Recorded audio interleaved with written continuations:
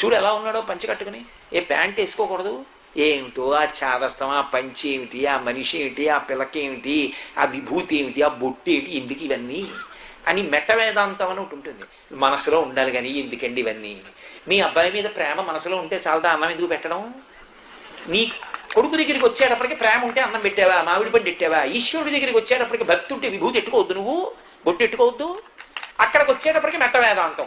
భక్తి ఉంటే చాలండి, పూజలు ఎందుకు, గుళ్ళు ఎందుకు?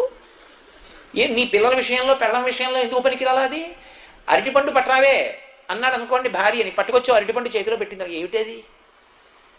పడుకోవడానికి వెళ్ళిపోయాను, పడక గదిలోకి వచ్చేసాను, ఇక్కడికి తెచ్చిస్తే ఇప్పుడు ఆ తొక్కలు ఎక్కడైంది, నేను ఎక్కడో పడేస్తే నువ్వే జారి పడిపోతావు. ఈ తొక్క తీసి పట్టరాలేవు అనవు. భార్య నీకు అరటిపండు ఇమ్మంటే తొక్క తీసి పట్టుకొచ్చి ఇస్తోంది. ఈశ్వరుడికి నైవేద్యం పెట్టడానికి తొక్కతో పెట్టి గిల్లెందుకు పెట్టడం అంటే రాత్రి నువ్వు తినడానికి ఇప్పుడు గుడిపోతున్నాను భయం నీకు. ఇన్ని ఉపకారాలు చేసి ఇన్ని కదలికలు చేసిన వాడికి అరటిపండు